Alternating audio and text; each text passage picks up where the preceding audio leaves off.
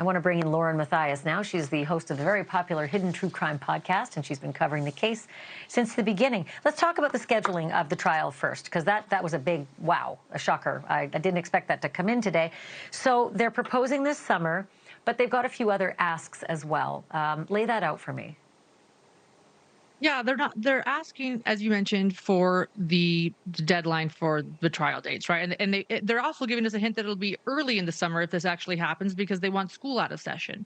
They're also asking for deadline for the jury questionnaire. They're asking a deadline for jury instructions. They're asking a deadline for discovery from both the defense and the prosecution. And this is just the beginning. They're not only asking for a trial date, they're asking for every other thing needed for a trial to happen this summer. Man, they sound like they're so ready. I mean, I'm surprised. Again, you heard Richard Block talk about it, right? A year and a half is lightning fast for a murder trial, let alone a quadruple murder trial. And he said he gives it a 50-50 shot at actually being able to go ahead on that day. We all know how it works. Judge, we need a continuance. Judge, we're not ready. Judge, we need a delay, you know.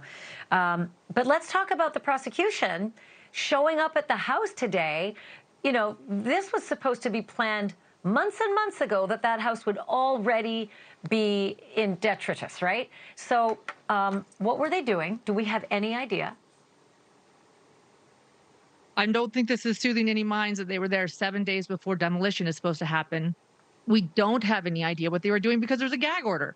So we can't hear what the prosecution was doing there. We can only sit here and speculate and wonder what in the world would the prosecution want to do 7 days before the biggest piece of evidence, the crime scene, is demolished. And it's not really, I think, soothing minds of people invested in this case and concerned about this case going to trial without this piece of evidence. They haven't asked, the prosecution hasn't asked to retain the house. So why do they need to go there again and again and this soon, just before it's supposed to be demolished? I'm just shocked. I mean, again, like this time, well, maybe like January of last year, we were talking about how they had planned to bring the house down when the semester came to an end, and then again in the summer, and now again. So it's disturbing to me that there is something compelling enough inside that house that the prosecution would need to come back. It should be leveled if they had their way early on in this story.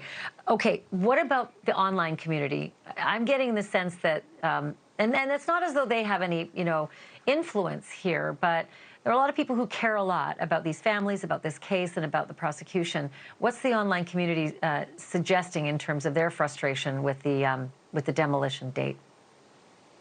There's a lot being voiced online, and you're right, so many people care about this case and care about justice for these victims. One thing that we're hearing from a few people is some people saying, well, could we protest? Could we block the streets on December 28th? I don't know if that's going to happen, but that's how far some people are going and talking online right now. Is could there be a protest formed in 7 days?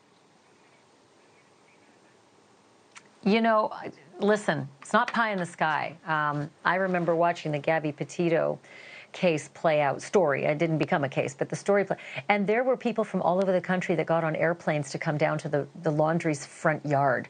So, you know, this is the kind of thing where passions run high and people are sad and frustrated, many in, you know, solidarity with the family. So I can understand why that chatter is there, and I would understand if it happened. I could understand that we shouldn't count that out. Lauren Matthias, always good to see you. Thanks for doing this tonight. Thanks, Ashley. Hidden True Crime Podcast. It's a good one. Check it out.